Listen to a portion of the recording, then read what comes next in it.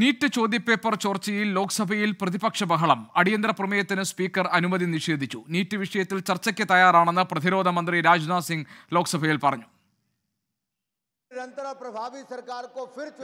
कुछ healthy traditions हैं संसद की, जिसके आधार पर कार्रवाई चलती है और मानता हूं कि ये हेल्दी ट्रेडिशंस हमारे संसद की एक सबसे बड़ी ताकत है।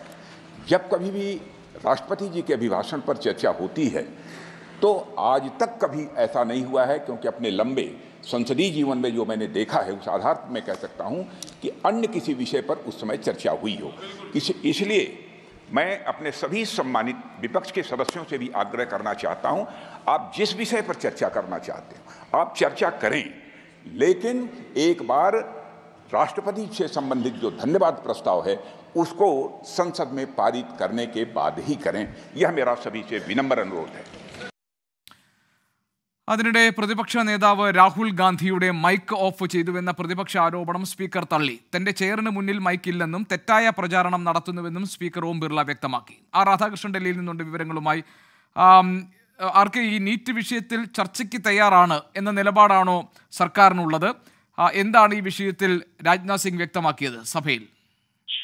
ഗോപി, തന്ത്രപരമായിട്ടുള്ള ഒരു നിലപാട് സർക്കാർ സഭയിൽ രാജ്നാഥ് സിംഗിലൂടെ വ്യക്തമാക്കുകയായിരുന്നു. രാജ്നാഥ് സിംഗ് പറഞ്ഞത് ഇവിടെ ഉണ്ടാക്കുന്ന ഒരു പ്രതീതി ഈ സഭയുമായി ബന്ധപ്പെട്ട് ഈ നീറ്റ് വിഷയത്തിൽ ചോദ്യപേപ്പർ ചോർച്ച അടക്കമുള്ള കാര്യങ്ങൾ ചർച്ച ചെയ്യാൻ സർക്കാർ സന്നദ്ധമല്ല എന്ന വിധത്തിലാണ്. പക്ഷെ അങ്ങനെയല്ല സർക്കാർ ഈ വിഷയത്തെ സമീപിക്കുന്നത്. കാരണം രാഷ്ട്രപതി നയപ്രഖ്യാപനം നടത്തി കഴിഞ്ഞാൽ നന്ദിപ്രമേയം അതിനനുബന്ധമായിട്ട് ചർച്ച ചെയ്ത് പാസ്സാക്കുക എന്നുള്ളതാണ് തുടർ നടപടി. അതൊരു പ്രക്രിയയുടെ പൂർണ്ണമായിട്ടുള്ള വശമാണ്. അത് പൂർത്തിയാക്കാനാണ് സർക്കാർ ശ്രമിക്കുന്നത്. അതിനുശേഷം ഈ നീറ്റ് അടക്കമുള്ള വിഷയങ്ങളിൽ ചർച്ച ആവശ്യമാണെന്നുണ്ടെങ്കിൽ അക്കാര്യം സർക്കാർ പരിഗണിക്കും.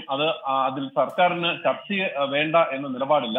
അതടക്കം സർക്കാർ ചർച്ച ചെയ്യാൻ തയ്യാറാണ് എന്നാണ് രാജ്നാഥ് സിംഗ് സഭയിൽ വ്യക്തമാക്കിയത്. എന്നാൽ രാഹുൽ ഗാന്ധി സ്വീകരിച്ച ഒരു നിലപാട് പ്രതിപക്ഷ നേതാവ് എന്ന നിലയിൽ വിദ്യാർത്ഥികളുടെ ശബ്ദം സഭയിൽ ഉന്നയിക്കാനാണ് തങ്ങൾ ശ്രമിക്കുന്നത്. നിലവിലുള്ള സാഹചര്യത്തിൽ ഇതൊരു വലിയ വിഷയം തന്നെയാണ്. ആ വിഷയം ഉന്നയിക്കാൻ ശ്രമിക്കുമ്പോൾ അതിനെ വേണ്ട വിധത്തിൽ പരിഗണിക്കാതെ മറ്റേതെങ്കിലും തടസ്സവാദങ്ങൾ, അത് ഇനി ഏതെങ്കിലും ചട്ടങ്ങൾ മാറ്റേണ്ടതാണെങ്കിൽ അത് മാറ്റി കൊണ്ട് ഈ ചർച്ച സാധ്യമാക്കുകയാണ് വേണ്ടത് എന്ന നിലപാടാണ് രാഹുൽ ഗാന്ധി സഭയിൽ സ്വീകരിച്ചത്. അതിന് ശേഷം രാഷ്ട്രപതിയുടെ നയപ്രഖ്യാപനത്തിന്മേലുള്ള നന്ദിപ്രമേയ ചർച്ചയിലേക്ക് സഭ കടന്നതോടെ പ്രതിപക്ഷം വാക്കൌട്ട് നടത്തുന്ന ഒരു കാഴ്ചയാണ് നമുക്ക് ലോക്സഭയിൽ കാണാൻ സാധിച്ചത്. പക്ഷെ രാജ്യസഭയിൽ പ്രതിപക്ഷം സഭാ നടപടികളോട് സഹകരിക്കുകയാണ്. മല്ലികാർജ്ജുൻ ഖാർഗെ രൂക്ഷമായിട്ടുള്ള വിമർശനങ്ങൾ സർക്കാരിനെതിരെ ഉന്നയിച്ചുകൊണ്ട് നിൽക്കുന്ന ഒരു കാഴ്ചയാണ് നമുക്ക് കാണാൻ സാധിക്കുന്നത്. ഈ നന്ദിപ്രമേയ ചർച്ചയുടെ ഭാഗമായിട്ട് നയപ്രഖ്യാപനത്തിന്മേലുള്ള നന്ദിപ്രമേയ ചർച്ചയുടെ ഭാഗമായിട്ടാണ് അദ്ദേഹം പങ്കെടുത്തുകൊണ്ടിരിക്കുന്നത്. അദ്ദേഹം അഹങ്കാരം സർക്കാരിന് പാടില്ല എന്നത് ചൂണ്ടിക്കാട്ടി.